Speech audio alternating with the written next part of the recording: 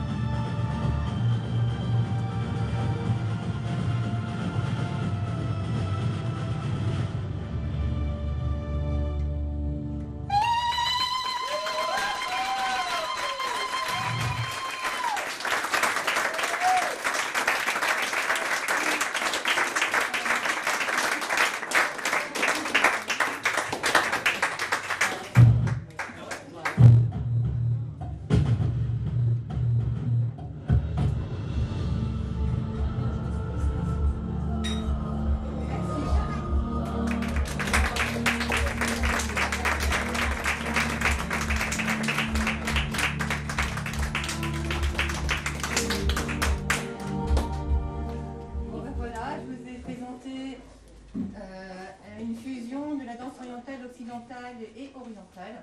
C'est-à-dire que l'accessoire que j'ai utilisé est un accessoire qui vient des États-Unis, mais dont les Égyptiens se sont appropriés pour le côté spectaculaire. Je suis désolée, je n'ai pas beaucoup de place, on n'a pas fait des tests avant.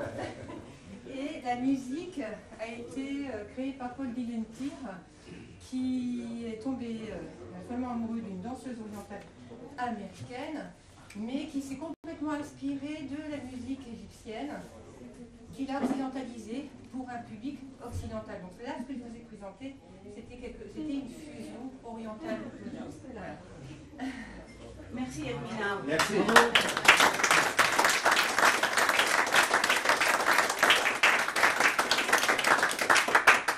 Donc je vais vous paraître bien fade quand même après cette démonstration. Mais bon, on va quand même essayer d'assurer. Merci à tous d'être venus à cette soirée Parole d'artistes avec une programmation exceptionnelle. Je me permets de vous rappeler d'éteindre vos portables, s'il vous plaît. On m'entend bien? Oui, oui. Bon. Parole d'artistes, vous le savez, est une association qui fonctionne uniquement au plaisir, comme j'ai l'habitude de le dire, au bénévolat, sans subvention. Donc à la fin de la soirée, vous connaissez le principe, une petite boîte à sous vous attendra à la sortie et merci d'avance de votre générosité. Je tiens à signaler et à souligner que depuis quelques mois, nous bénéficions d'un soutien financier du Crédit Agricole, d'un soutien logistique pour l'accueil de nos invités de la part d'Intermarché à Pont-Aven.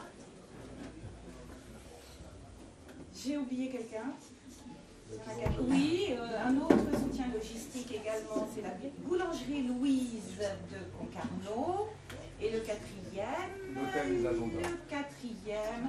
voilà. Tout dernièrement, l'hôtel des Agents d'Or de Pont-Aven nous a proposé extrêmement gentiment d'accueillir nos invités qui ne peuvent pas rentrer directement chez eux. C'est pour nous une étape très importante que ce soutien des commerçants de Pont-Aven. Ça signifie que Parole d'artistes existe, perdure, et aussi, grâce à vous, public fidèle. Ça a l'air un peu gnangnan, mais c'est vrai, du fond du cœur, je vous remercie d'être là.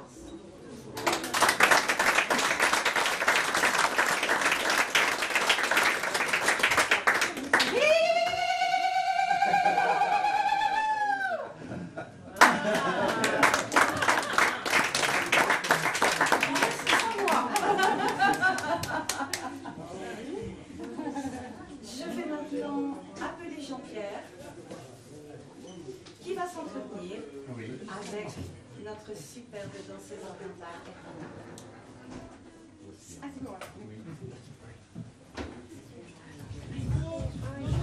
Micro. Ouais. Bonsoir. Allô. Bonsoir à tous. Le Et à chat, tout. pas Catherine. D'accord. Allô. Bonsoir. Elina, merci grandement. Merci d'être avec nous ce soir.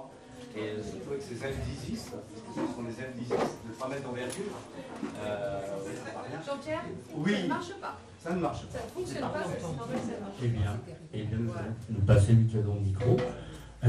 Donc, ce sont les ailes d'Isis, puisées en Égypte, hein, puisque tes maîtres que tu as suivis. Parle-moi de Momo. Momo. C'est une grande histoire. Disons que Momo a été mon premier maître égyptien avec lequel j'ai appris l'essence même de la danse orientale. Il a été un des premiers danseurs du ballet classique égyptien au Caire, le ballet classique de Mahmoud Reda. Et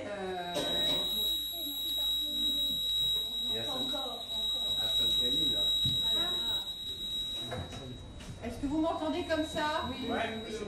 Oui.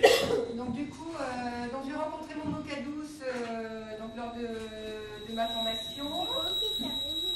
J'ai pourtant éteint.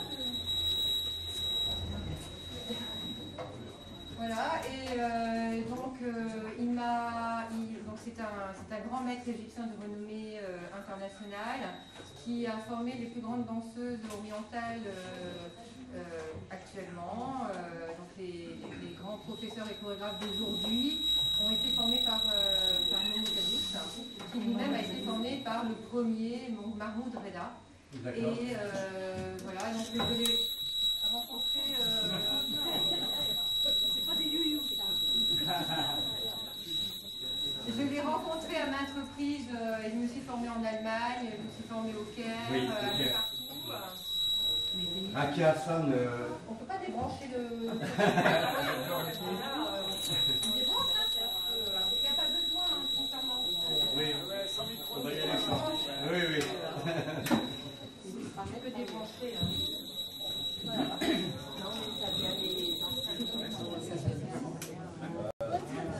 Est-ce que tout le monde a éteint son portable, s'il vous plaît? Donc voilà, et donc je me suis formée au Caire, Mahmoud Reda, voilà, et Rakia Hassan aussi. Rakia Hassan, qui est la représentante, la première représentante chorégraphe femme qui a pu enseigner la danse orientale dans son pays, parce qu'il faut savoir que enseigner la danse orientale en Égypte n'est pas si évident, on ne peut même pas danser en public. Ah. Non, il faut savoir que la danse, non, la danse nous, en orientale... Occident, on croit justement que... Non, justement, la danse orientale est très très mal vue dans son pays. Pourquoi elle a une connotation et c'est par rapport à la situation, par rapport à la position de la femme. Donc les premiers chorégraphes qui nous ont enseigné la danse orientale en Occident sont des hommes. Hassan Khalil aussi. Hassan Khalil, le docteur Hassan Khalil, oui, le docteur. Dada Hassan de Paris, Mayodi de Paris, à Londres aussi. Exactement. Oui. Voilà, à Londres, c'est Serena Ramzi. Alors Serena Ramzi est la femme d'Ossam Ramzi, qui est surtout connue pour être un grand percussionniste qui a travaillé avec Sting, avec d'autres musiciens. Il a collaboré avec sa connaissance de la musique orientale, il a collaboré avec des musiciens occidentaux, il a fait une trentaine d'albums, voilà, et il est complètement tombé amoureux de l'univers de la danse orientale. Il a voulu transmettre l'univers de, enfin, sa culture par le biais de la musique, la percussion, et il s'est même marié avec une danseuse orientale. Il a créé une école de danse orientale à Londres. Et je l'ai fait venir à Rennes. Je l'ai fait venir Ramzi à Rennes, je l'ai fait venir à Rennes, voilà, organiser des festivals chaque année, des spectacles. Et j'ai également créé un magazine, le premier du genre en France. Et par le biais d'une association, donc ça n'a pas duré longtemps, mais c'était pour promouvoir la danse orientale. C'était une danse orientale passion. Passion, oui, pour avoir une autre image de la danse orientale. Il faut savoir que la danse orientale, dire danse du ventre, ça nous fait mal en tant que professeur et chorégraphe, parce que la danse orientale n'est pas axée qu'au ventre. C'est-à-dire qu'on va bouger chaque partie du corps. On va dissocier le haut du bas et vice-versa, et ça permet en fin de compte de découvrir en tant que femme des muscles que je n'utilisais jamais. Si on poussait le raisonnement très loin, justement dans la danse orientale, on arriverait jusqu'au Kathakali, alors on arriverait en Inde. Oui, tout à fait. Il faut savoir que voilà, les origines de la danse orientale ne sont pas définies, on ne va pas les trouver dans des ouvrages. Ça a été une transmission orale, hein, premièrement orale. Mais pour moi, les origines c'est vraiment du peuple nomade, du peuple tzigane, voilà, qui ont suivi la voie de la soie. Ça a commencé au Rajasthan, et donc les premiers Jaipur, Jodhpur, toute la voie de la soie jusqu'à l'Espagne, etc. Et on a trouvé des tziganes évidemment en Égypte, qu'on appelle les Rawazis. Donc voilà, les Rawazis, et de là, on a commencé à avoir des ceintures à paillettes. Il faut savoir que ces femmes-là, elles dansaient pieds nus dans la rue, la célèbre rue Mohamed Ali du Caire, et elles ramassaient les pièces qu'on leur envoyait par le biais de leur danse. Elles les ramassaient, elles les attachaient sur leur ceinture, d'où les ceintures à sequins que nous avons aujourd'hui. Oui. Voilà. Oui, les Tziganes sont à l'origine de beaucoup de danses en fait. Oui, bah, la danse flamenco, tribal. Voilà, tout à fait. La danse tzigane est vraiment à l'origine de pas mal de... D'accord. Mais bon, les origines même de la danse orientale, on peut pas, personne n'a pu les définir jusqu'à présent. Voilà, la danse orientale n'est pas une danse codifiée. Elle permet la créativité justement. Elle n'est pas codifiée, elle n'est pas carrée. Elle permet vraiment une ouverture, surtout en Occident. C'est-à-dire que des danseuses qui ont un bagage contemporain ou classique vont pouvoir l'utiliser pour s'exprimer en danse orientale. Et tu parlais justement en musique de percussion. Justement, entre le son et les percussions, là, ça a oui, alors la base, une importance fondamentale. Oui, la base de la danse orientale, c'est la musique, c'est-à-dire que notre fil conducteur pour créer, ou même pour improviser, c'est la musique. C'est-à-dire que la danseuse, on n'entend rien. On entend, excusez-moi. La danseuse va exprimer la musique par le biais de son corps. Hein. C'est-à-dire que ce qu'elle entend, elle va l'exprimer corporellement. Et moi, par le biais de Momo Kadous, j'ai développé une écoute musicale extraordinaire. C'est-à-dire que Momo Kadous m'a appris à écouter les instruments de mélodie, à danser sur les instruments de mélodie et à danser autrement sur les instruments de percussion, c'est-à-dire que les instruments tels que la flûte, l'accordéon, le violon, le piano, ça sera des instruments qu'il dit de mélodie. Là, je vais moi dessiner avec mon corps des choses circulaires, des 8, des cercles, etc. Par contre, quand j'entendrai de la percussion, ça va être un accent fort. Là, je vais dessiner des lignes dans tous les sens, avec chaque partie du corps. C'est-à-dire qu'avec mon corps, j'écris, je dessine. Que le sourd même peut entendre. C'est-à-dire que le principe que j'ai appris de Osama Ramzi d'ailleurs, c'est il faut que la danseuse puisse danser de telle manière qu'un sourd puisse entendre la musique en la regardant danser. Ce n'est pas le cas de la danse académique, de la danse en Occident. Disons que ça dépend des écoles. Je sais que voilà, il y a par exemple la danse contemporaine ne va pas forcément avoir comme fil conducteur la musique. Il y aura un thème principal, il y aura différents tableaux, évidemment danse orientale pareil dans le domaine chorégraphique, mais on ne va pas forcément suivre le son du piano, quand il y aura un accent, exécuter l'accent. C'est pas du tout pareil, on n'a pas du tout... et on tient essentiellement aussi de la culture, parce que c'est indissociable de la culture. Oui, on ne peut pas se permettre, si jamais on doit danser sur une chanson égyptienne, il faut absolument traduire les paroles avant de danser devant un public, parce que on peut avoir des paroles extrêmement religieuses et qui apparemment musicalement très festives, et danser devant un public qui comprend les paroles avec un sourire, alors que les paroles sont profondément tristes, c'est juste inacceptable. Il faut connaître la culture. Il faut connaître la culture est indissociable de la danse orientale. Indissociable. La danse orientale, à l'origine, on peut pas retrouver sa trace, mais à l'origine, elle est le symbole de la fertilité. C'est transmis de mère en fille, de génération en génération. Tout à fait, oui. Parmi les origines de la danse orientale, on parle effectivement des origines rituelles de fertilité, c'est-à-dire qu'on utilisait des mouvements ondulatoires dans le bassin sous forme rituelle pour pouvoir engendrer. Donc c'était vraiment, on pouvait faire retrouver ce genre de rituel un peu partout en Égypte, mais même en dehors. La danse orientale n'existe pas qu'en Égypte. Il y a toute l'Afrique du Nord, les pays du Golfe, et à l'Orient. Et elle a pris beaucoup d'ampleur maintenant en Occident, parce que justement dans les pays d'origine, c'est très très difficile. Les femmes ne peuvent danser entre elles que qu'à domicile et entre femmes. D'accord. Là, dans notre assistance, toutes les femmes peuvent danser absolument. Oui, c'est de tout âge, hein. Ça va de 4 ans à 77 ans sans aucun problème. On peut danser à n'importe quel âge la danse orientale, vraiment. Et il y a aussi des hommes qui dansent. Moi, mes meilleurs professeurs et chorégraphes sont les hommes. Ils ont une musculature qui leur permet de faire bouger des muscles que nous... Alors c'est une réconciliation avec la femme qui est en vous? Oui, tout à fait. C'est-à-dire que moi j'enseigne. Donc ce que j'enseigne, c'est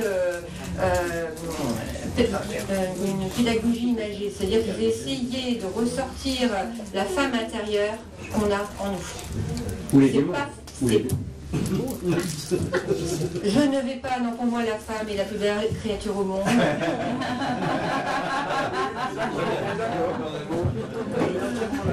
Voilà, je ne cite pas de démons. Bon, c'est vrai qu'on a une part de masculinité en nous, je vous accorde. Mais nous, on n'est pas les démons. Mais qu'est-ce que ça procure justement le fait qu'on puisse, enfin que toutes les femmes puissent faire de la danse orientale, de pratiquer la danse orientale, voilà. Et les hommes aussi. Les hommes aussi. Les hommes aussi. Oui, oui, c'est ça qui est. Oui, parce que par exemple dans la région de la Haute-Égypte, la région du Saïdi, il y a un style de danse qu'on appelle la danse de Cannes, la danse Saïdi, avec l'instrument principal qui est le mizmar. C'est une danse qui était en fin de compte une danse d'imitation de combat avec des bâtons entre hommes, que la femme s'est réappropriée avec, du coup, elle a transformé ce bâton en canne avec des paillettes, etc. Voilà. Donc il faut savoir que dans chaque région d'Égypte, vous aurez un style de danse orientale différent. Et dans chaque pays également, on dansera l'oriental d'une façon différente. Il faudrait toute une vie pour apprendre la danse orientale correctement. C'est pourquoi je parlais de fertilité, justement, en me demandant si les hommes pouvaient la pratiquer. Comment oui, tout à fait. Les hommes peuvent la pratiquer, mais de manière masculine. Il y a des mouvements typiquement masculins et des mouvements typiquement féminins. Et il y a des hommes également qui sont virtuoses dans la danse que l'on peut trouver parmi les danses féminines. Ils sont virtuoses. Voilà. Mais on utilise des accessoires comme les éventails chinois. Oui, ben justement, c'est justement parce qu'elle n'est pas codifiée, on peut se permettre une grande créativité et on va pouvoir utiliser des influences d'autres en Occident, voilà. Mais c'est vrai que moi je regrette que la tradition purement égyptienne ne soit pas conservée davantage, qu'on n'utilise pas plus des musiques Kaltoum, la diva Kaltoum, voilà, Mohamed Abdel Wahab, plusieurs, voilà, alors que là, moi-même, j'ai utilisé une musique adaptée plus à l'oreille occidentale, voilà. Donc, mais voilà, moi je suis consciente de la chance que j'ai en tant que femme de pouvoir danser orientale ici. Oui. Par rapport à tes origines par rapport aux Égyptiennes. Ah oui. J'ai une chance énorme. Nous, en Occident, on a une chance énorme de pouvoir danser oriental. On s'en rend pas compte pour nous, c'est voilà, mais c'est. Tu es membre du Conseil international de danse à l'UNESCO. Oui, tout à fait. Par le biais de, oui, il y avait un dossier à donner, à faire, un gros dossier comme ça. On doit être. C'est le docteur Hassan Khalil. Ah, c'est Hassan. Ah oui, d'accord. On se fait recommander par un maître. Oui. Et j'ai été recommandée par le docteur Hassan Khalil pour faire partie du Conseil international de danse. Et donc il a fallu que je donne tout mon parcours d'enseignante et également tout ce que j'ai fait pour la valorisation de la danse orientale, notamment le magazine Passion orientale que j'ai édité pendant 2 ans et qui a eu une envergure internationale. Tu avais commencé à écrire des articles au Québec, au Québec, oui, Papyrus. Oui, tout à fait. Le seul magazine francophone qu'il y avait au monde, c'était au Canada, notamment au Québec, et ça m'a donné, quand j'ai vu tout ce qui se passait en Allemagne, dans les autres pays, il y avait plein de festivals. J'ai halluciné qu'on n'avait pas ça en France. En France, on avait 20 ans de retard. par rapport à l'Allemagne, par rapport aux États-Unis, ça fait 30 ans, c'est impressionnant quoi, au niveau musical, au niveau d'utilisation de plein de choses. Et tu as travaillé avec Francine Conche. Alors c'était ma première prof. La pionnière de la danse orientale en France. Une des pionnières de la danse orientale en France. Elle a été très courageuse et elle a commencé à enseigner à quelques personnes qui ne connaissaient pas la danse orientale. Et elle avait une telle énergie, un tel caractère qu'on avait... transmis. Ah bah, enfin voilà, une fois qu'on est piqué, on est piqué. Voilà. Et donc oui, c'est une passion qu'on transmet facilement. Ouais. La rencontre avec Pétia Lutsenko qui va être en prestation. Ah, Pétia, c'est un personnage hors temps, un extraterrestre. Ça fait 10 ans que vous vous connaissez. Oui, parce qu'en fin de compte, il m'a rencontré en tant que danseuse orientale des Balkans. Voilà, il faut savoir que moi, j'étais baignée dans la musique tzigane des Balkans depuis toute petite. J'ai vécu à côté d'un camp tzigane pendant des années. Et donc, voilà, forcément, c'était destiné qu'on se rencontre. C'était vraiment destiné. La danse orientale, la danse tzigane étant, voilà, il y a les origines sont là, intimement liées. Et cette rencontre s'est faite tout à fait naturellement, comme si c'était destiné, quoi. Et voilà, et je le fais venir à Rennes. Et j'ai commencé à faire de la danse tzigane, à apprendre de la danse tzigane avec lui également. Et Rennes, Lorient aussi. à Lorient, je l'ai fait pendant 2 ans, mais pour des raisons familiales, il a fallu que je revienne à Rennes. Et voilà, mais j'adore Lorient, sa région, c'est magnifique. Vous avez une qualité de vie qu'on n'a pas à Rennes. Je ne sais pas trouver la qualité de vie. Vous avez une... Je sais pas, nous on est stressé, je sais pas, on est un peu... Alors qu'ici, il y a un état d'esprit différent. Vraiment, je ne sais pas s'il y en a d'autres qui... C'est pour ça que je suis là. Je fais une petite parenthèse. Esma Redzepova. Ah oui, d'accord, merci. Esma Redzepova. Esma Redzepova, oh là là là là, cette femme, mais c'est une femme, mais c'est... Quand vous l'entendez chanter Djelem, alors là vous craquez. C'est un bout de femme, mais vraiment un bout de femme, haute comme ça. C'est un bout de femme, haute comme ça, qui s'est fait connaître par une voix assez rauque, extraordinaire, et qui m'a impressionnée par sa voix, par son charisme. Donc moi je l'ai rencontré quand j'étais, parce que moi j'allais en Macédoine, mes autres origines sont macédoniennes, j'étais en Macédoine à Skopje, et Esma Redzepova, je l'entendais énormément quand j'étais à Skopje, et ce qui m'avait étonnée, c'est que le nombre d'enfants, parce que moi j'étais petite, et elle parlait de ses enfants, une centaine d'enfants. Je me dis, comment elle a pu faire une centaine d'enfants, cette femme? Et en fin de compte, elle a adopté cette centaine d'enfants. Elle a adopté une centaine d'enfants tziganes. Et elle a fait la promotion de la culture tzigane avec sa voix. Et elle a donné une chance à tous ces jeunes tziganes de rentrer dans la vie, et ils sont tous devenus musiciens. Tous musiciens. Esma Redzepova a une voix juste extraordinaire. Ah oui. Hermina, nous arrivons en fin d'interview. Merci beaucoup de m'avoir invité. C'est pas terminé. Non, merci à toi vraiment grandement d'être venu en bonne compagnie en plus.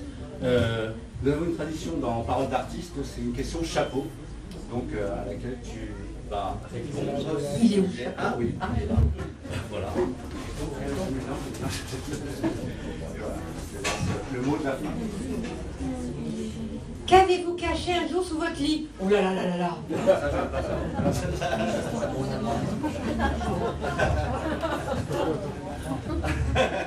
Il faut vraiment que je réponde. Ah oui. Ah c'est bien, tiens, je vais J'ai le droit à un joker? Non. Qu'est-ce que j'ai caché un jour? Attends, sous le lit des autres, oui, mais pas sur le mien. Qu'est-ce que j'ai caché un jour sous mon lit? Le chocolat. Des bouquins.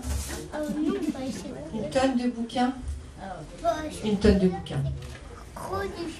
Merci Hermina.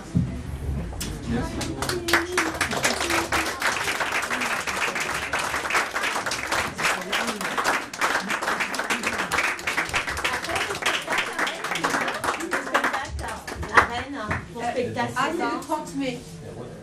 Ah oui, j'ai mon gala de fin d'année le 30 mai. Ah oui. Un gala de fin d'année d'Hermina le 30 mai. Je suis complètement nulle pour la promotion. J'ai un gala de fin d'année de mon association le 30 mai à la Maison du Champ de Mars, en plein centre-ville à côté du Beaumont à 20h. Et je vais également faire venir Petya Yurchenko avec toute sa troupe, soit le 27 juin, soit le 11 juillet, voilà, qui vont venir. Et puis régulièrement on organise des choses. Voilà. Dont nous ferons l'écho. Oui. Oui, merci beaucoup. Oui, merci. Merci beaucoup Hermina. Alors vous avez compris, le thème de la soirée est quand même principalement axé sur la danse, mais nous allons vivre une parenthèse. Là, nous n'allons plus parler de danse, mais d'aérographie. Donc, j'appelle Christophe et Thierry.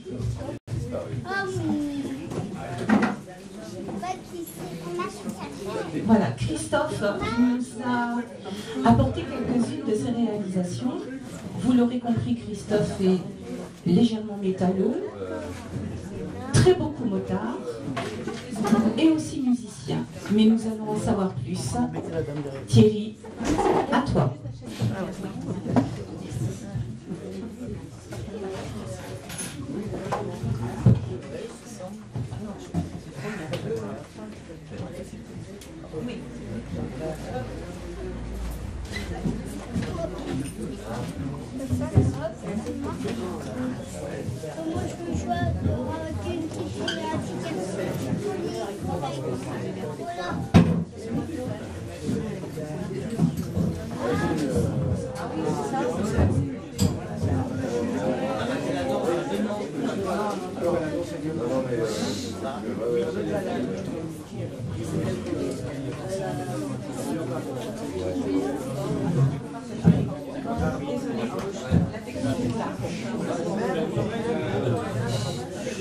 Donc, bonsoir, on va se partager le micro.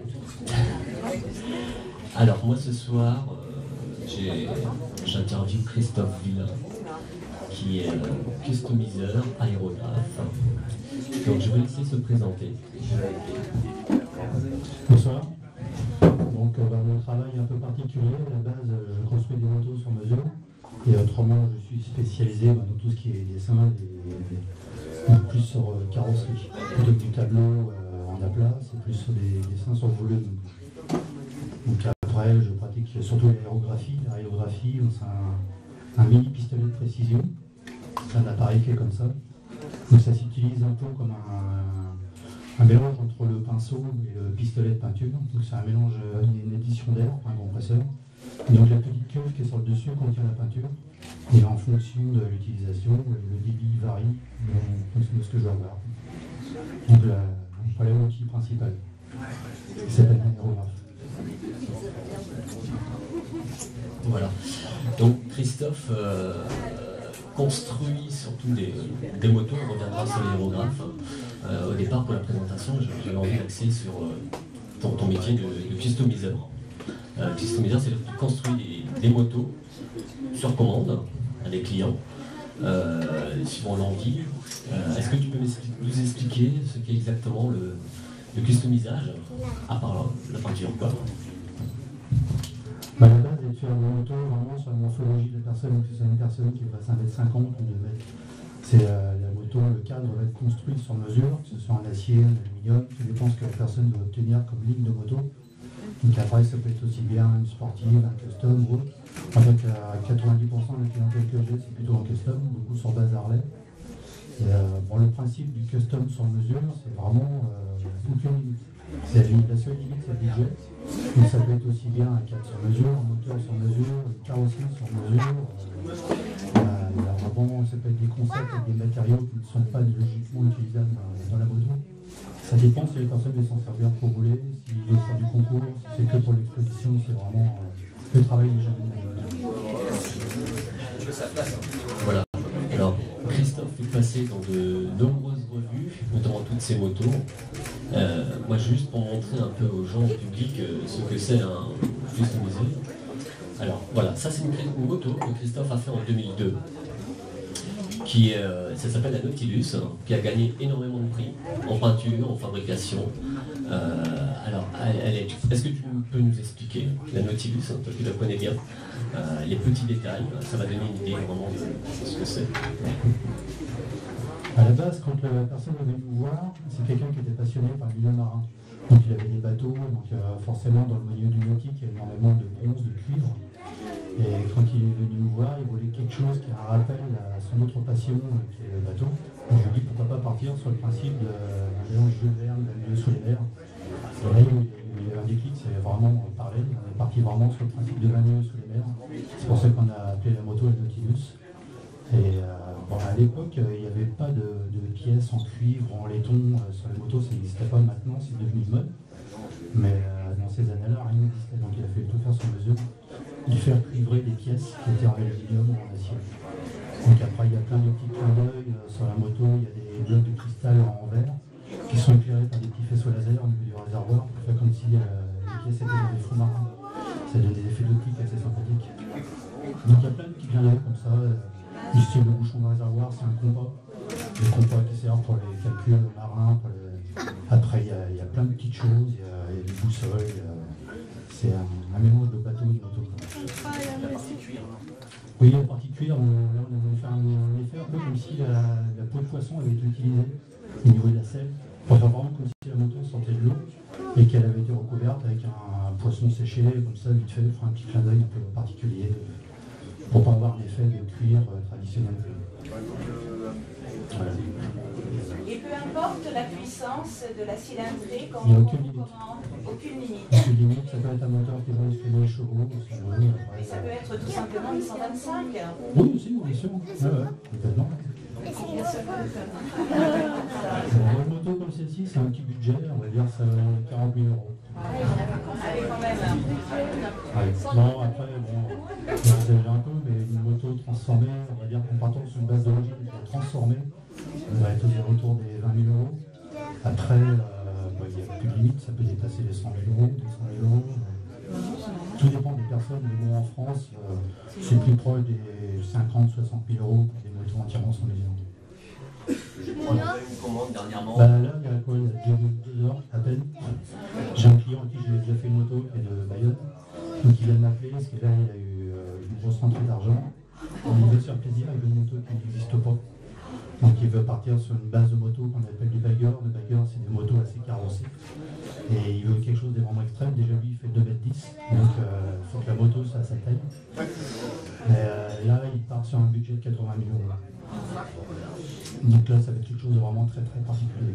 Et le dépassement est compris? De toute façon, il va qu'il revienne plusieurs fois. Ouais. Donc c'est ça qui est intéressant dans ce genre de métier, c'est jamais la même chose. Je passe aussi bien une moto à faire un truc incourant qu'après un projet extrême comme ça qui est sur un an de travail. Celle-ci plus l'autre en même temps, parce que je ne peux pas faire que cette moto-là dans l'année. Il y a plein d'autres clients qui s'en attendent, voire même uniquement pour des peintures. Et Thierry disait que vous aviez obtenu des prix, notamment avec cette Nautilus. Est-ce que Nautilus a été primé à Daytona? Non. Je crois savoir que vous avez eu... Oui, j'ai fait deuxième championnat du monde à Daytona en 2002, en 2000 surtout. Et avec une moto que j'avais construite au niveau du championnat Harley-Davidson qui était organisé avec cette moto-là. Je ne sais pas dans quel catalogue, mais bon, je l'ai vu un peu. Donc ça, c'est une moto qui a été construite en 1999, qui a été présentée en 2000 et j'ai fini deuxième à Daytona. Donc c'est un moteur en V. Oui, c'est une base Harley. C'est une base Harley qui a été retransformée, mais Donc, ce qui m'avait donné beaucoup de points, c'est qu'à l'époque, j'avais inventé un système qui démarre avec une carte de crédit. Et les Américains sont très friands de ce genre de gadget. Donc là, j'ai un collègue qui travaille dans une banque. Donc leur système d'ouverture de porte, marche avec des cartes optiques. Donc on avait récupéré le système, on avait reconfiguré pour marcher en 12 volts. Il y a un autre copain qui est un programmateur informatique qui m'avait reprogrammé une carte de crédit pour que la puce de l'œil optique corresponde au bloc qui servait pour ouvrir les portes. Donc là, il faut tout réduire pour le mettre sur la moto. Mais ce sont des motos qui ressemblent plus à des œuvres d'art. Est-ce que vos clients roulent avec? Il y a plusieurs cas de figure. C'est vraiment, si les gens ont de gros moyens, ils ont souvent une moto d'origine à côté pour côté confort, et des motos comme ça pour se faire plaisir, pour les concours, on peut sortir très tôt. Pour frimer? Oui, bien sûr. Franchement, c'est vraiment un plaisir. En général, c'est un rêve de gosse. Et puis, comme tu disais, dans quelques années, souvent les personnes ont une moto comme ça dans leur vie. C'est vraiment très, très particulier. Et vous réalisez également les casques qui vont avec la moto? Oui, après, tu limites. Si je veux, je fabrique sa voiture, c'est pareil. Et là-bas, je suis mon boulot qui transforme des voitures sur mesure. Donc après, qui peut plus seulement un peu. Et donc la formation de base, c'est peintre carrossier, mais il y a quand même une petite partie mécanique. Oui, j'ai un parcours qui n'est pas très commun. Quand j'étais jeune, je ne savais pas ce que je voulais faire, donc j'ai passé tous les diplômes qui existaient autour du véhicule. Ce qui fait qu'aujourd'hui, je suis ce qu'on appelle customizer, c'est quelqu'un qui est capable de construire un véhicule. Ça va du châssis, le train roulant, la mécanique, la carrosserie, l'électricité, l'électronique, tout. J'en connais quelques-uns qui vont faire appel à vous pour des dépannages.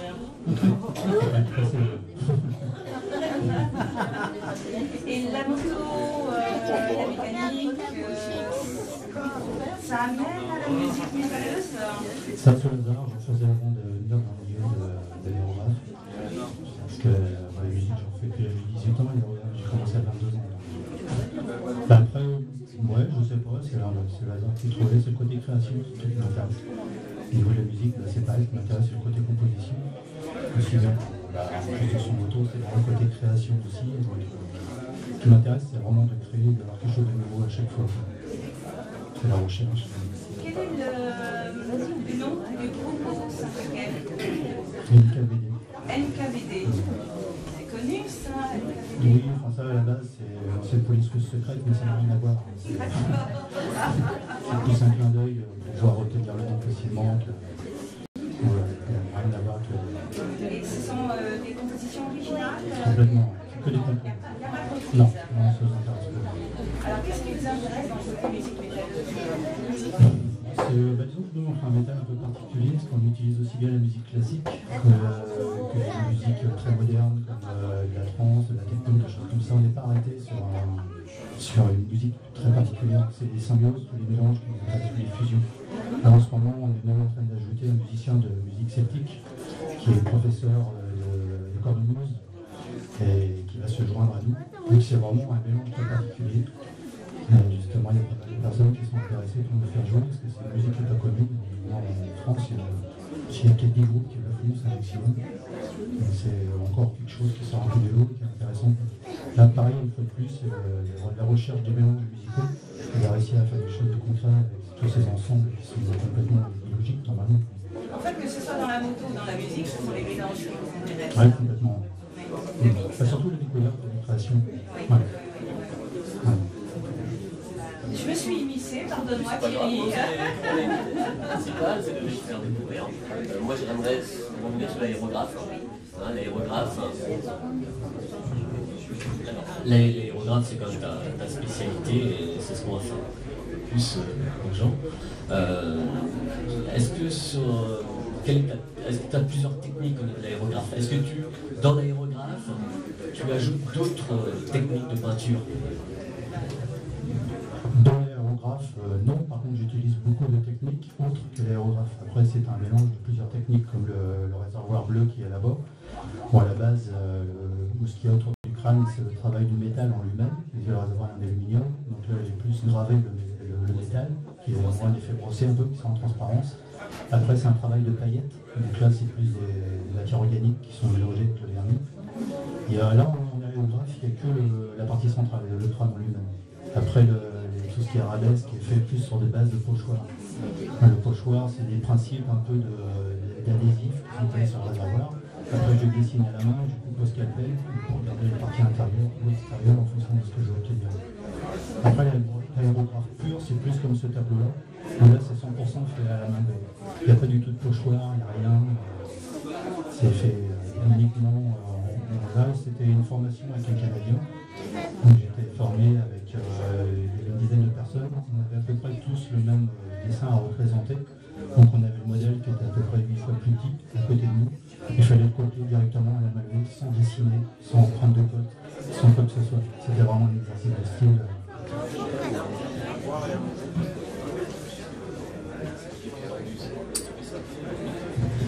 Christophe va expliquer sur l'aérographe, combien de buses éventuellement.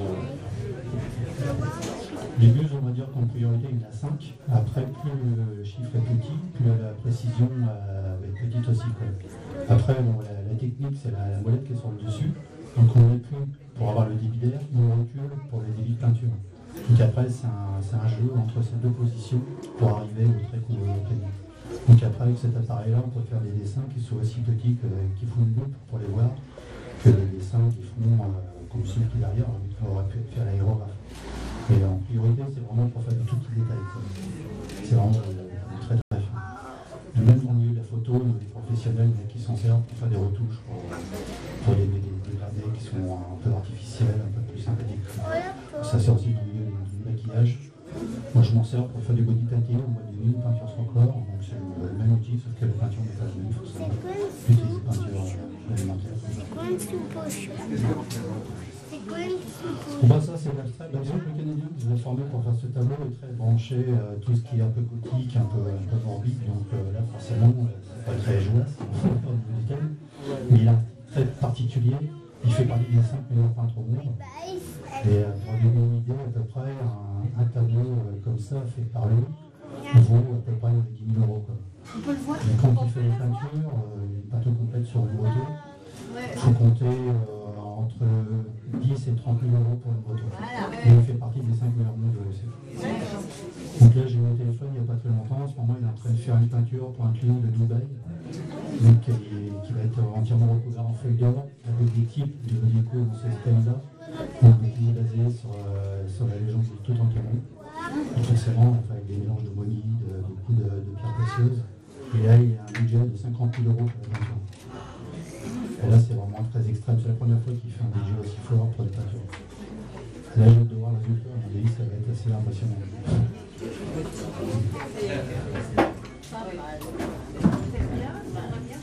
Oui, donc en fait, il n'y a pas vraiment de limite à l'aérographe. Aujourd'hui, toi qui as presque 15 ans de métier, quelle est ta vision de l'aérographe? Et t'intéresses-tu aux nouvelles techniques? Il y a d'autres techniques qui arrivent. Est-ce que tu peux... Oui, c'est sûr. Toutes les techniques sont intéressantes. J'ai un collègue qui est en train de se lancer dans tout ce qui est covering. Le covering est un peu en train de remplacer cet outil-là, surtout dans le milieu de la publicité. Le principe du covering, c'est de l'image imprégnée sur l'adhésif et un truc qui est mis sur plusieurs supports, que ce soit sur des panneaux ou des véhicules.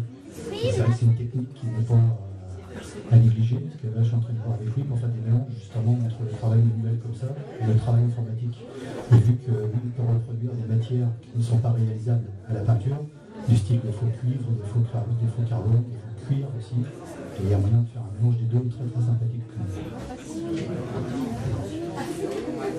Y a-t-il un support sur lequel tu voudrais travailler ou une matière? Qu'est-ce que tu n'as pas fait encore et que tu voudrais éventuellement exploiter? Non, je crois que j'ai tout fait. Non, au niveau matière, non, parce que justement, je voulais tester la limite des produits, parce que je sais que j'ai des clients assez pointus qui me demandent des choses des fois très, très complexes. Donc avant de pouvoir vendre le travail sur ces matériaux, je suis obligé de faire des commandes. Donc de peindre des matériaux complètement bizarres des fois, mais en général, à 90% du temps, ça reste des carrosseries. Alors, la création est-elle un processus compliqué ou est-ce au contraire, les choses viennent d'animal? Quand tu crées quelque chose, souvent les clients te donnent un film et après comment ça vient l'inspiration? Souvent j'essaie de découvrir le caractère de la personne. Ça dépend vraiment de client, c'est vraiment différent. La personne, des fois, peut venir avec un thème bien imposé, ou alors il ne sait pas du tout ce qu'il veut. Donc là, c'est à moi d'essayer de trouver ce que lui veut, sans savoir lui-même ce qu'il veut.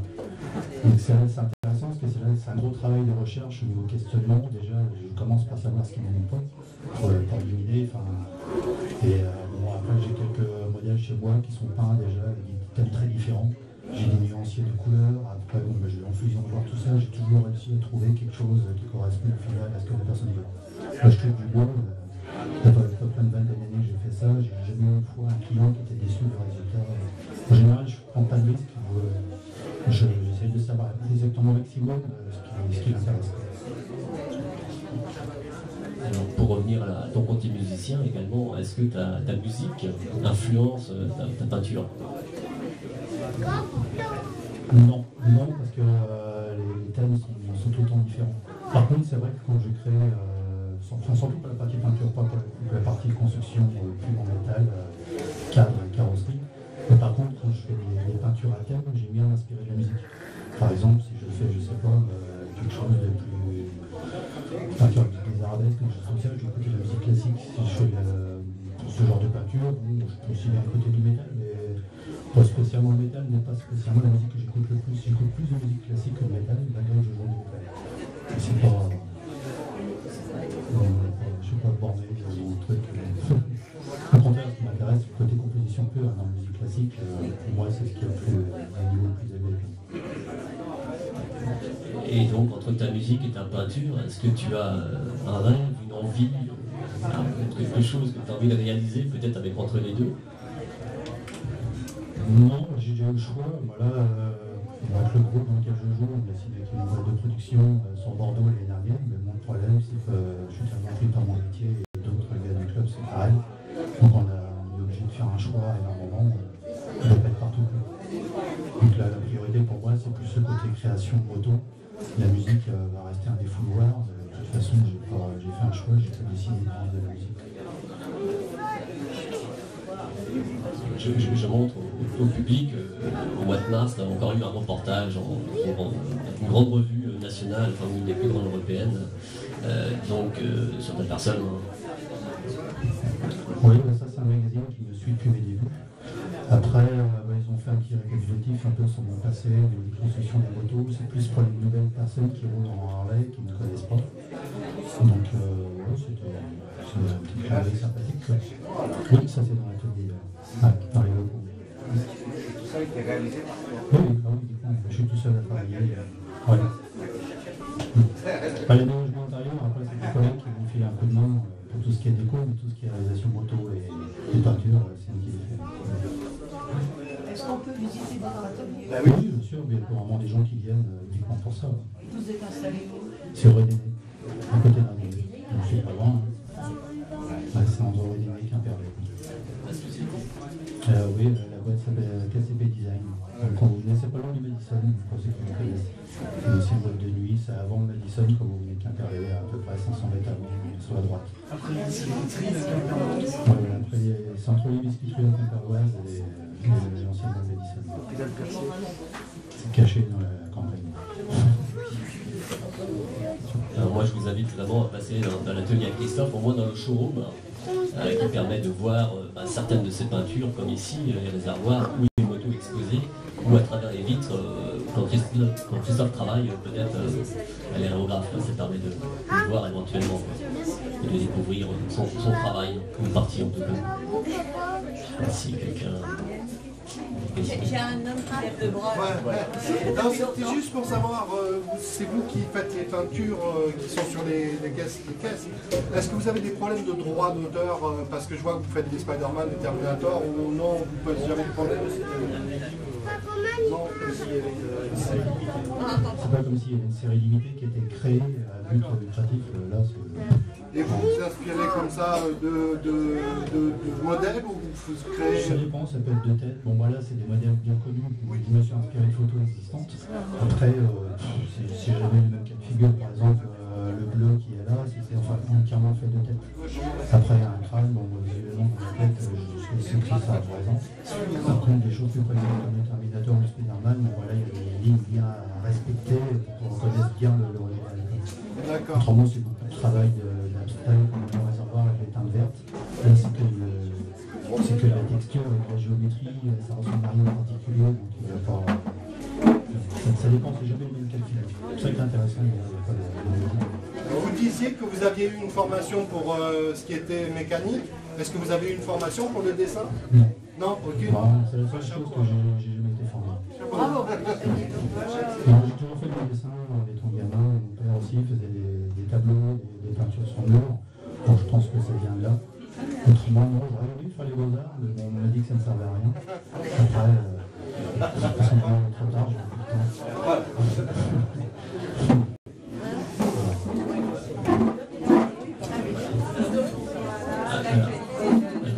Comme Christophe est musicien, qu'il joue avec son groupe, je sais que demain soir, t'as un concert, hein, il y a une soirée à Bubry, où il y a 3 groupes de métal qui vont jouer. Donc voilà, Christophe est peintre, et le soir, samedi soir, il fait de la scène. Il se défoule sur sa guitare.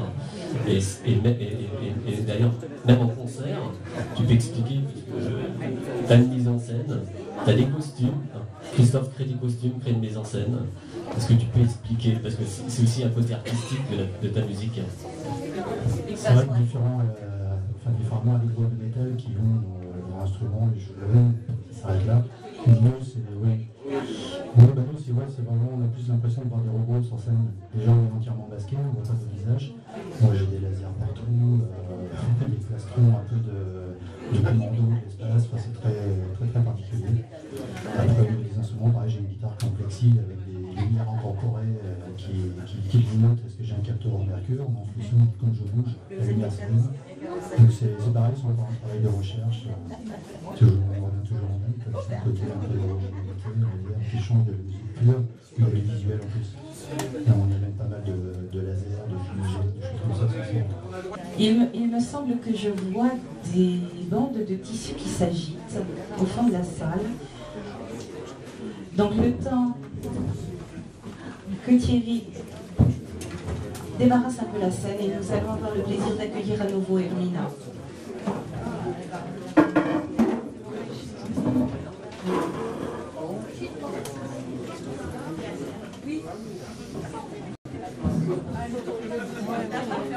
Pourquoi ils sont là?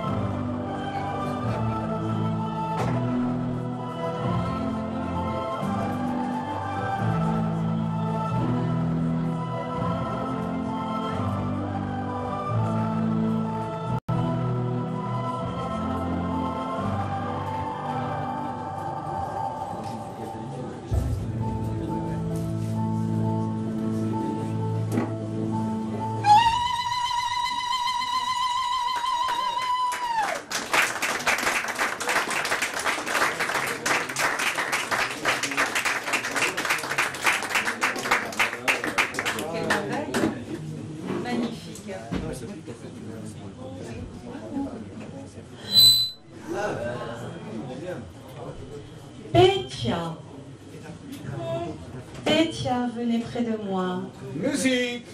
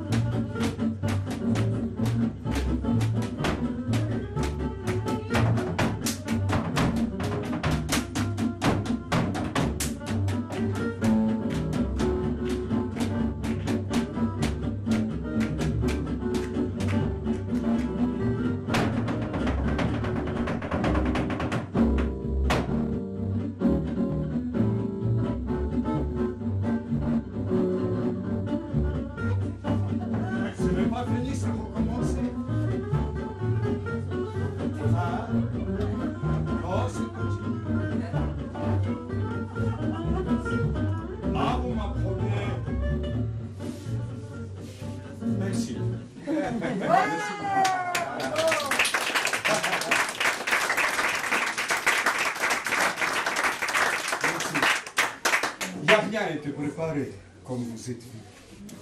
Improvisation simple. Musique. Tu as envie, tu danses. Et là, on est au départ et on attend.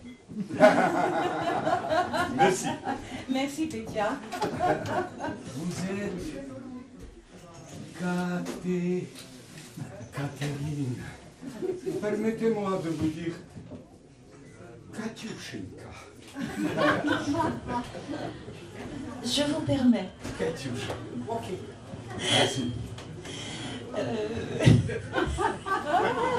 On va peut-être installer la table et les chaises. J'adore ça. Oui, et nous allons pouvoir ensuite discuter un petit peu. Un petit peu.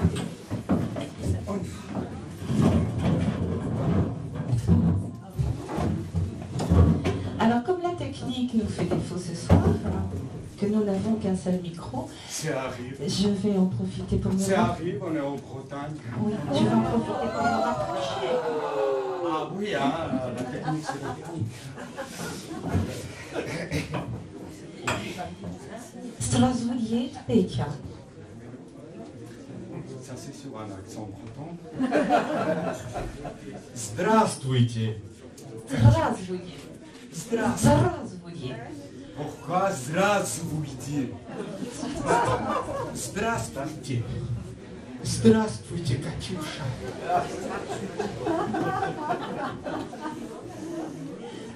Bon, bonsoir, Pétia. Ça, c'est bonsoir. Lacho de Wes, en cigane. Lacho de Wes, en cigane. Voilà, en russe. Добрый вечер. Bonsoir. Et en français, monsieur. en breton des Gemermat, bienvenue. Waouh! Première fois, j'entends ça. Ça connaît l'autre. Petya Yushchenko, vous êtes né à Donetsk, en Ukraine.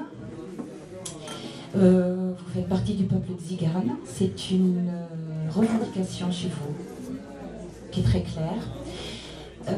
Ensuite, lorsqu'on google Petya Yushchenko sur Internet, on découvre que vous avez été le plus jeune danseur du théâtre romain.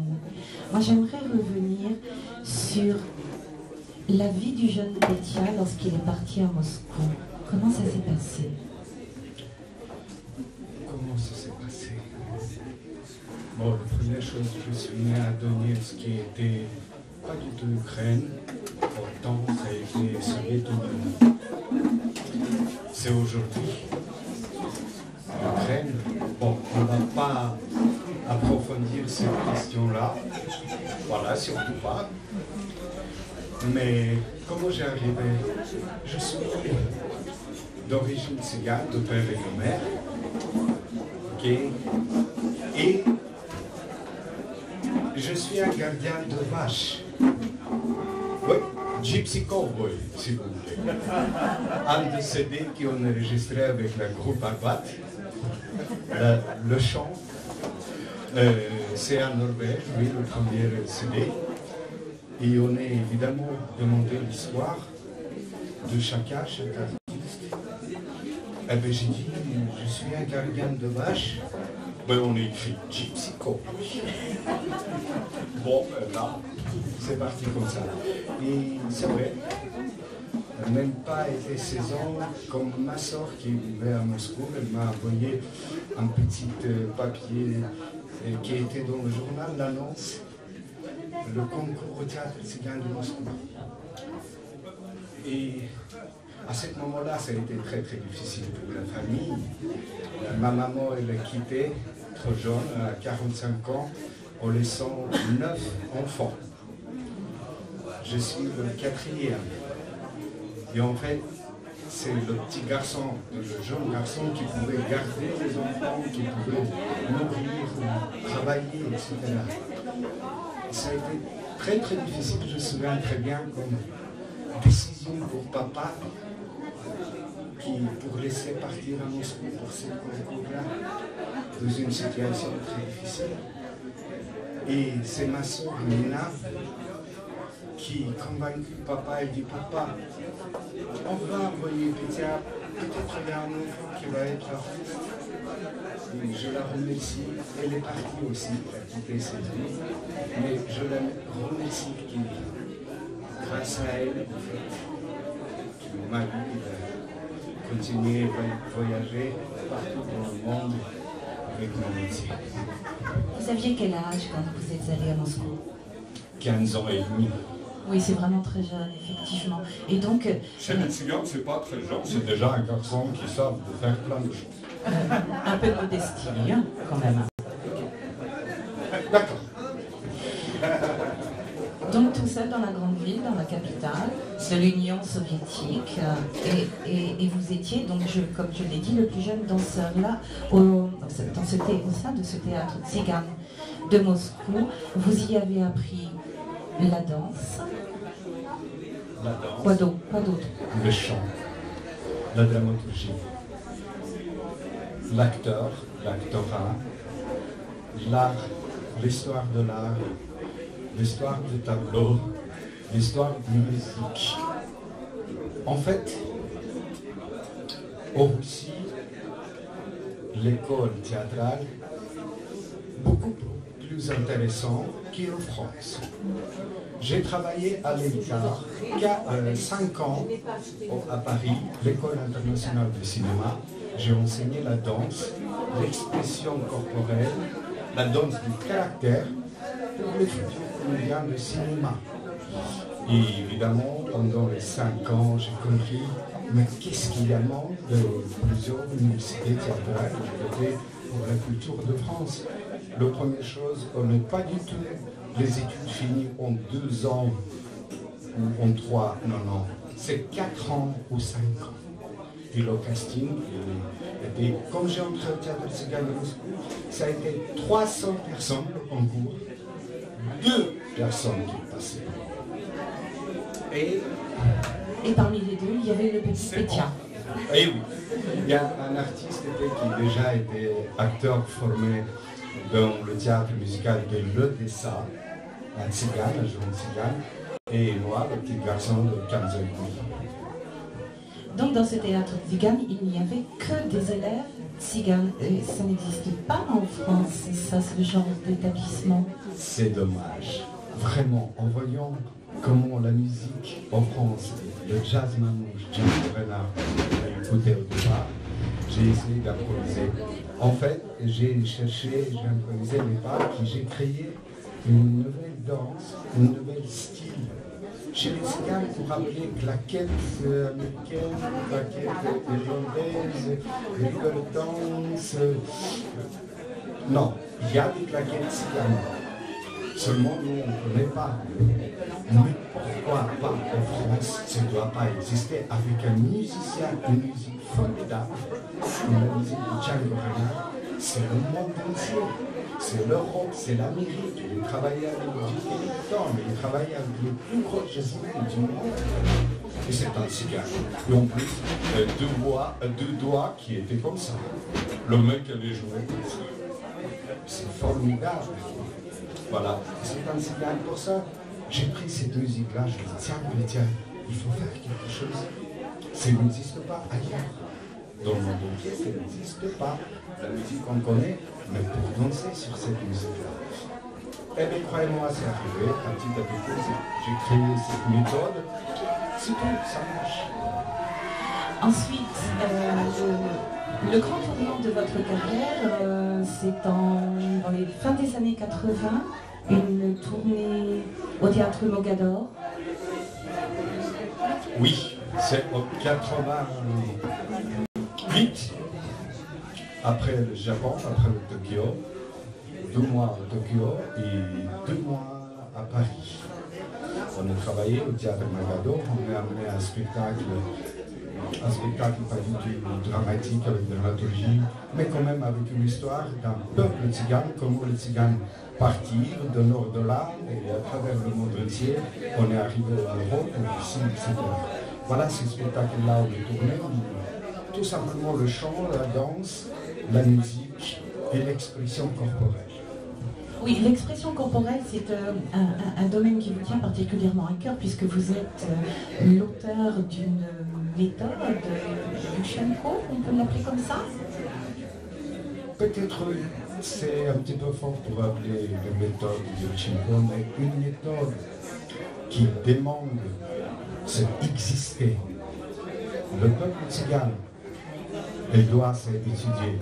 Mais pas seulement le peuple tzigane, vous, les gadgets. Si vous êtes envie d'apprendre la danse tzigane, vous rigolez de mon gadget? Oh non, pas du tout, je ne sais pas. Vous savez, chez les juifs, on dit les autres, c'est les goïs. C'est pareil. C'est rien de mauvais là-dedans. Nous, les tziganes, on appelle les gadgets. Mais les autres, on nous appelle les tziganes, gypsy, manouche, sinti, kambé, cigouine. C'est les autres qui m'ont appelé comme ça. Ben voilà, reprenons la question, qu'est-ce qui ça a été, excuse-moi, Katyusha.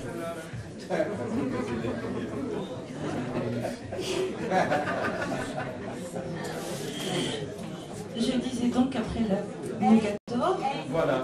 C'était vraiment, je crois, le tournant de votre carrière. Oui.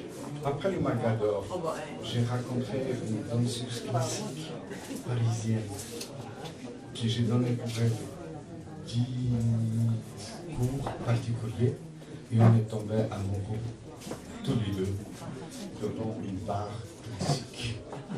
Et croyez-moi, Katyusha, c'est parti.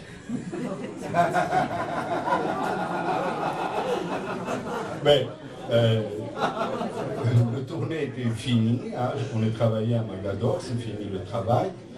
Et j'ai parti au Russie, parce que quand même, 15 ans, j'ai travaillé au théâtre Tziganos. Elle a commencé à pleurer, bon, l'amour. Et évidemment, elle m'a fait invitation pour 3 mois. Avant, ça existait seulement 3 mois en France. Eh bien, écoutez, j'ai revenu pendant les vacances. Voilà, on est passé des bons moments. J'ai même les cabarets russes parisiennes qui m'ont tout de suite invité. J'ai dansé, j'ai gagné de l'argent. Oui. Et j'ai retourné à Moscou parce que je n'ai pas aimé Paris. Et j'ai tombé amoureux du Japon, de Tokyo. C'est un pays à part, c'est une culture à part. Comme la France et l'Europe, la Russie, il y a siècles de l'histoire entre les deux pays, les rois, les ch'tous, là, il y a plein de choses. Quand même, c'est une culture qui est très proche chez nous, même si on est russe, et alors on est européen. Et là, le Japon, c'est quelque chose qui m'a ouvert les yeux, d'autres mondes, d'autres cultures. C'est ça ce qui était beau. Et voilà, bon, j'ai parti, elle a encore commencé à pleurer. Oh, les Français! Et voilà, mais j'ai décidé, voilà, j'ai quitté le théâtre Sigan de Moscou, bien, officiellement. Voilà, j'ai fait ma visa pour 3 mois et j'arrive en France. Et là, il y a eu la création de la troupe L'âme Tzigane, Romain Atmo. Romano Atmo, ça veut dire l'âme tzigane dedans. C'est ce que je viens de dire, merci. 0-1. Ok, Katusha. Mais cette française-là, c'est aussi.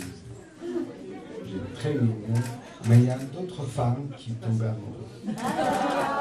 Parce que j'ai dansé dans le cabaret, le sol, pratiquement était en bois, c'est les tapis et tout.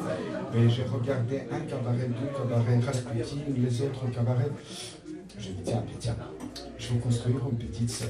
Une planche à 1,20 m sur 90 qui entre dans le coffre des voitures, n'importe quelle voiture.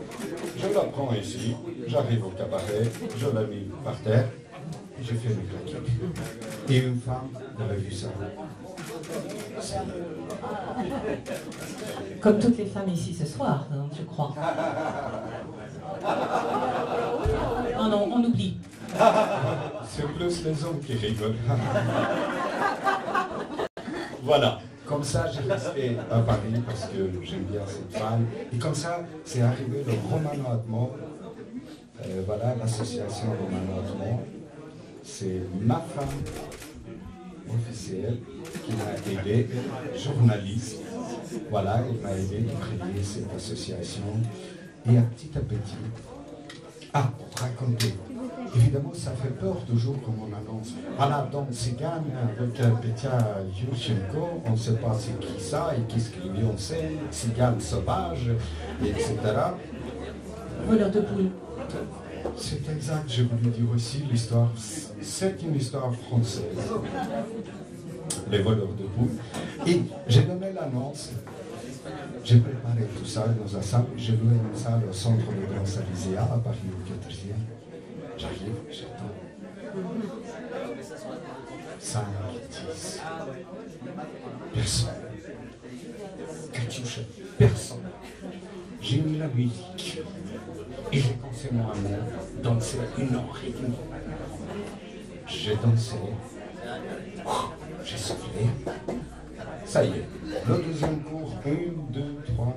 Aujourd'hui, on est 80 personnes. Des élèves chez moi dans l'association, des gens qui apprennent la danse, qui apprennent ma méthode. Voilà, c'est comme ça qui se passait avec l'association Romano Atmo. Tzigane. L'âme Tzigane. Et cette âme Tzigane, elle est allée jusque sur les grands écrans, puisque vous avez fait l'acteur aussi. Oui, c'est vrai. Un petit peu. Dans la vie artiste, vous savez, on propose des choses. Par exemple, ok, le Rire et Châtiment avec José Garcia, ok, c'est une comédie, on va dire, dramatique. C'est intéressant, c'est un film qui est passé, il a été l'entrée, la 1 millionième visiteur de film et tout va bien. Mais j'ai dansé à part de films avec Marie-Claude Pietragala. Elle a créé un spectacle qui s'appelle Ivresse à base de poèmes de Rimbaud. Voilà, où on dansait tous les deux, son mari Julien Doroux et moi. Lui, il dansait contemporain, moi je dansais les claquettes tziganes, etc. Voilà, c'était un spectacle. La groupe Arbat, excusez-moi, je chante encore. C'est comme ça. Oui, on est chanté avec la groupe Arbat dans le spectacle qui dansait, voilà, Marie-Claude Pietragala. Pour moi, c'est une personne très importante dans la vie. Elle danse. C'est une vraie dame de danse. Moi, je connais ce système des études très sévères, très forts. Peut-être que c'est ça qui, pour la danse et pour la vie artistique, très important. C'est une discipline énorme. C'est comme ça qu'il faut sortir quelque chose de vrai en travaillant, je voudrais vous dire. Voilà, et pour moi, dans cette méthode, de vraie méthode théâtrale ou artistique, de danse, quand tu entres dans le studio de Marie-Claude Pietragala, on voit le portrait de Nourriel. J'ai demandé pourquoi Marie-Claude ça. Ben, en fait, Nourriel était son professeur aussi. Et ça, tu ne peux pas passer à côté de cette personne-là. Après, ok, si on commençait par des stars, qui pour moi important, c'est Antonio Gales, c'est Cristina Olles, c'est les deux monstres de flamenco, de vrai flamenco, je pense. C'est quelque chose de très important. Et après, les études, le travail, j'essaie, voilà. C'est ça petit à petit que le résultat il arrive. Là, pas très longtemps, j'ai créé un spectacle qui s'appelle Mémoire de la vie tzigane. J'y venais. Voilà, on a travaillé au théâtre Ménilmontant à Paris, au 27. 5 représentations de chez nous qui ont magnifiquement bien se passé maintenant. Et j'ai touché une histoire qui est très chère pour moi. Parce que quand j'étais petite, 7 ans, 8 ans en plus, mon grand-père, qui est déjà là-haut, mon papa, qui est déjà là-haut, on a raconté une histoire comment les tziganes étaient pendant la guerre. Et croyez-moi, ça restait chez moi jusqu'aujourd'hui. Mais toutes les années, ça m'a accompagné cette histoire, ces petites racontes, tout ce qu'on a raconté. Et comme j'ai grandi, le théâtre, les études, les tournées, Paris, l'association, la scène, le cinéma, elle m'a tout le temps accompagné. J'ai dit, Pétia, c'est pas possible que tu le gardes tout le temps à l'intérieur. Il faut faire quelque chose. Ben, j'ai créé cette spectacle. C'était une vraie création. J'ai rien inventé, j'ai raconté tout simplement ma vie et la Shoah tzigane. On est habitué un tout petit peu en France et dans le monde entier que le Shoah c'est un mot juif. Ok, pour les juifs. Mais pour les nazis aussi, exterminer les tziganes. Et les homosexuels. Les homosexuels et les handicapés. Les communistes. Et les communistes. Oui. Un peu. Oui, un peu. Là, une question qui aussi on peut discuter si vous voulez. Et qu'est-ce que je voulais dire qui, voilà, ces thèmes-là, en tzigane, le mot Shoah, c'est Samaduripen. Samaduripen, ça veut dire tout le monde a été exterminé. C'est mot-là comme ça qu'on peut traduire en français. Voilà, le Shoah. Et j'ai créé ce spectacle qui est une des scènes la plus importante dans le spectacle, exactement sur cette histoire. Voilà, je continue de chercher quelque chose de vrai. Une vraie quelque chose. Parce que comme on danse sur scène, si on est malin, tzigane, voleur de poule, etc., mais tout va sortir dans les pas de danse. La public, elle est sensible de tout. Elle attrape les nuances. Prends la public pour les gens auxquels elle paye 1 euro d'entrée, ça tombe sensible. Non. Il faut vivre, je pense, tout ce que j'essaie de faire, vivre l'instant aux danses. Si je frappe, mais je le frappe. Ce n'est pas...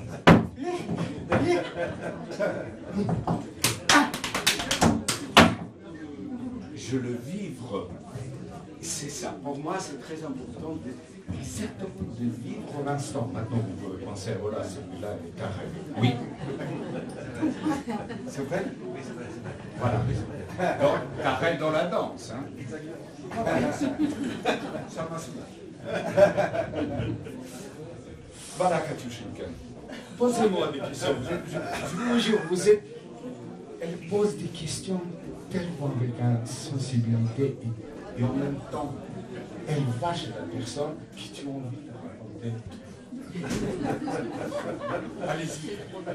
Mais quand on a face à soi une vraie personne avec des sentiments aussi touchants, aussi sincères, aussi profonds, c'est facile de se livrer.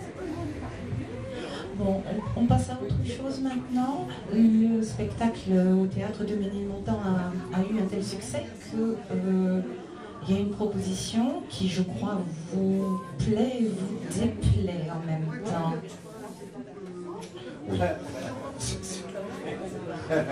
Oui, c'est le futur public. C'est notre plaisir. L'émission L'incroyable talent de France. C'est la France a un incroyable talent. Voilà, c'est la France a un incroyable talent, c'est exact. Et là, demain, on passe le casting pour cette émission-là, parce qu'on a reçu la convocation, etc. Et je répétais avec 10 personnes et 2 enfants. 12, on va être sur scène, et voilà. Demain, c'est le casting, etc.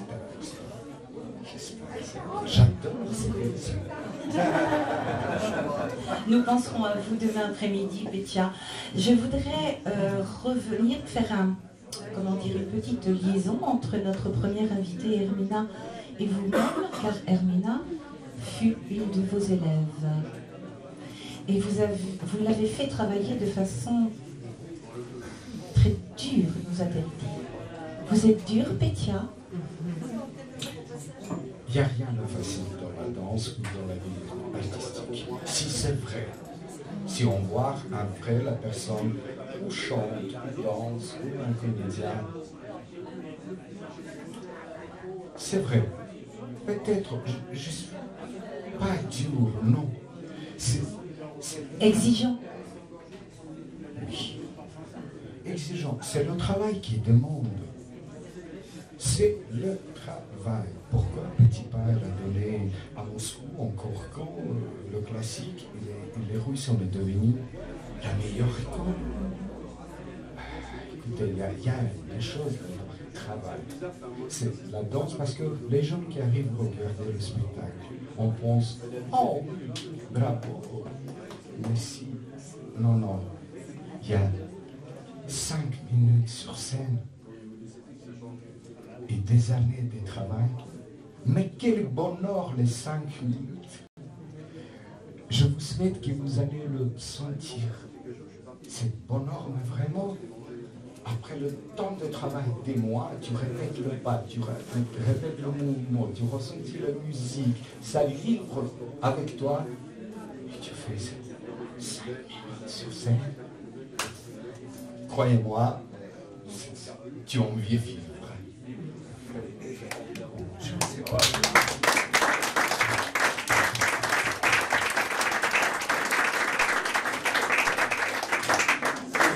C'est vrai, je ne mens pas, je partage avec vous parce que c'est un plaisir. Honnêtement, tout ce que votre association elle fait pour les artistes, c'est magnifique. J'espère qu'aujourd'hui, vous allez partir avec un tout petit peu de choses nouvelles dans votre vie, dans votre connaissance de l'histoire du monde. Pour moi, la danse tzigane, c'est après le pluie, c'est l'arc-en-ciel.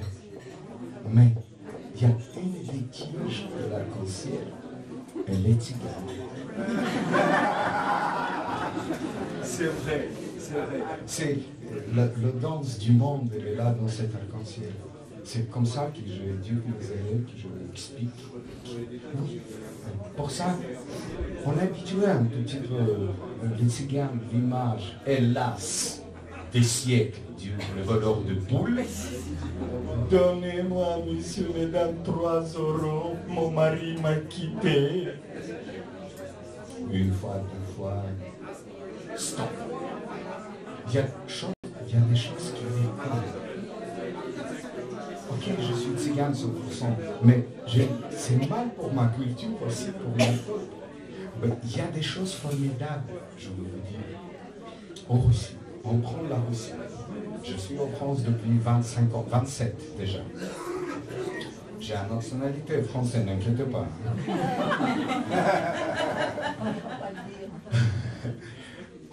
En Russie, en études, il y a des acteurs, il y a des écrivains, il y a des peintres, il y a des musiciens, il y a des juristes, il y a des professeurs à l'école pour tous les enfants. Tziganes. Et même il y a des tziganes dans les groupes cosmonautes. Oh. Est-ce que vous trouvez en France quelque chose? Ça. Ou en Bretagne peut-être? Katyusha. Mais pas pour.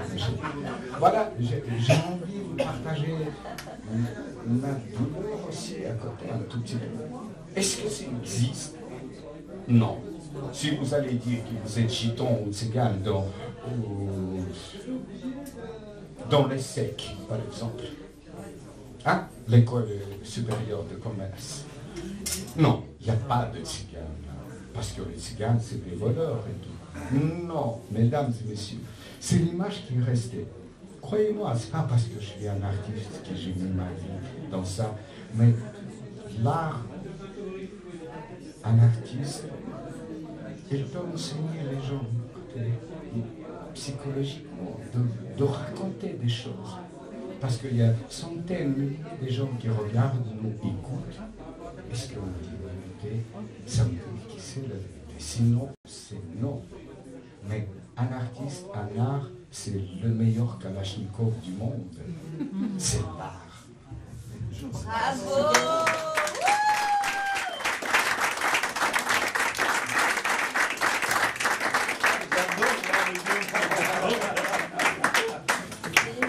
On pourrait l'écouter des heures, vous ne trouvez pas? Ah, j'ai envie de passer.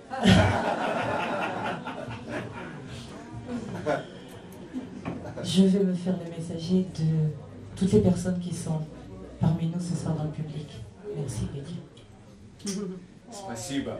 Spasiba, большое. Спасибо, Katyusha. Merci.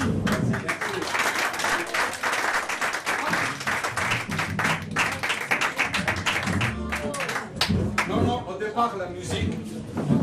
La question chapeau. Ouh là là, c'est quoi ce chapeau mexicain? Ah, c'est breton. Désolé, les crêpes. Désolé. Oui. Mais c'est quoi ça, Katyusha? Alors, c'est une question écrite.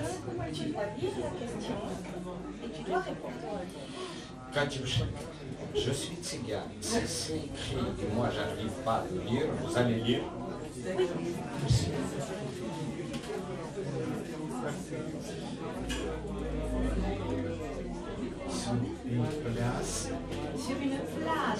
Sur une plage à Bora Bora, quel cocktail commandez-vous et pourquoi? Vodka.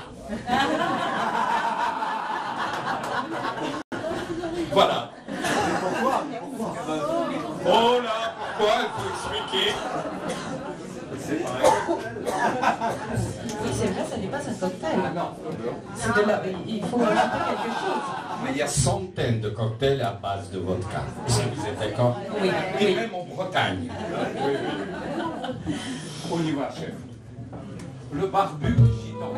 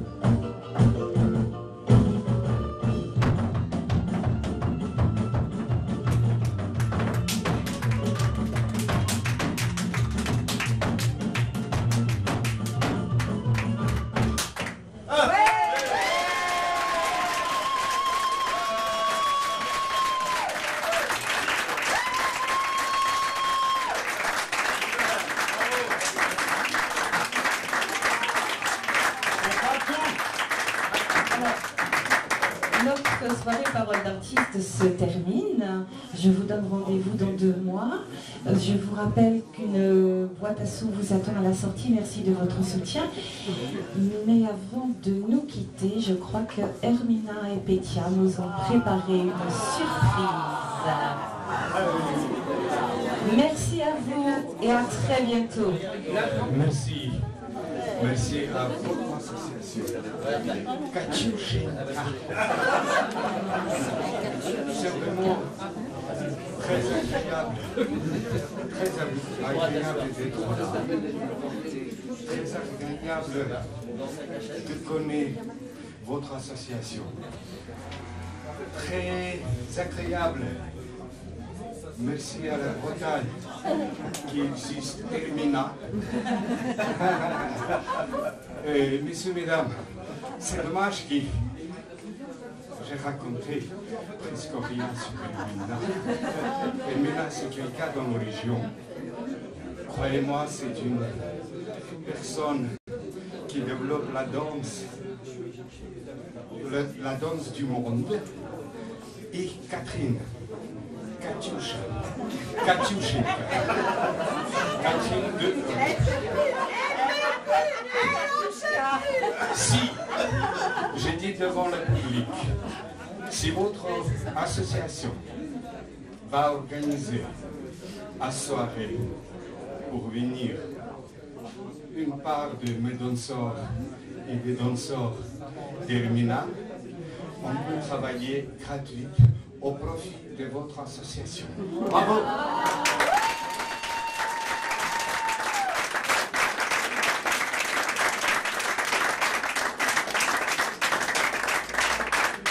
Merci beaucoup.